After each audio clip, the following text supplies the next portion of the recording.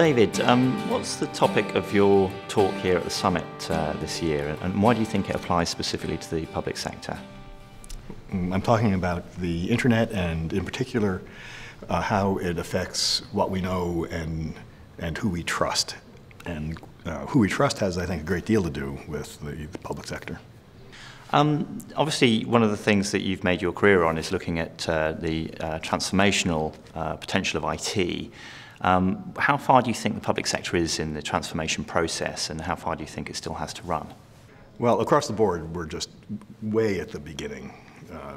While there are lots of people on the internet, it's far from ubiquitous, and certainly unevenly distributed around the world as well. And the ubiquity of connection, which is what ultimately I think the internet is about. It's about connecting people to ideas, but even more important, connecting people to people. The ubiquity of connection, being able to rely upon that, that will be truly transformative. What are the issues for public sector? Are there certain things that policymakers need to look out for in the process? I think the biggest one is not so much a clear-cut issue that can be addressed by policy, but is the underlying transformation that I think is underway, which is when citizens can connect with one another and connect with citizens around the world. That changes the social fabric in a way that includes what we want and expect from our governments.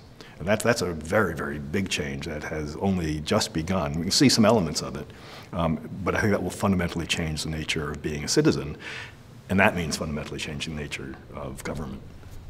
Are you particularly interested in certain consumer trends at the moment? Are there things that you think might have application outside the consumer world and in the public sector environment? Oh, sure. I mean, we're getting trained as citizens by our experiences as customers on the web.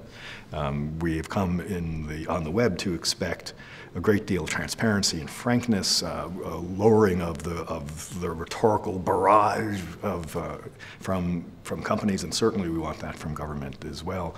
The frankness of the discussions among customers as we talk about the products that we've bought or are interested in are not only generally more truthful, they're also more fun, and we're engaged in these conversations because it's things that we care about. Well, we also care a lot about not just the things we buy, but who we are as citizens, the rights that we have, the obligations that we expect. Those are objects of great interest and passion as well. You were once involved not so long ago in a presidential campaign, and obviously given the timing right now, I wondered what your views are on how that side of the public sector process has changed since you were last in part of it. So I had the title Senior Advisor to the Howard Dean campaign, which is a very grand title and sounds much more important than my actual role. Campaigns are run like marketing campaigns. It's a one-to-many relationship, except instead of soap, it's the candidate who speaks to all and broadcasts a message of the day, and reduces everything down to a single catchy phrase for the day. That's dreadful. That kills democracy. I mean, it's a terrible impediment to democracy. So the Dean campaign figured out that, well, they couldn't reverse the pyramid and have everybody talking to Dean because, you know, hundreds of thousands of people he can't respond to them. And so what they did instead was allow the hundreds of thousands of supporters to talk with one another, to make lateral connections instead of up and down the pyramid. And that turned out to be a potent political force, but more importantly, it was tremendously liberating. It set the supporters on fire because it felt like it was our campaign. It was not just us listening to the great Howard Dean talk. It was us talking with one another as citizens. The lateral connections scaled intimacy. Intimacy doesn't scale. As you go up and you're talking about millions of people, lateral connections, conversations among supporters, that does scale. And I think there's hope there for getting past the marketing mentality that still rules the political realm in general. So how do you think things have changed since that campaign? What do you see happening in the current situation?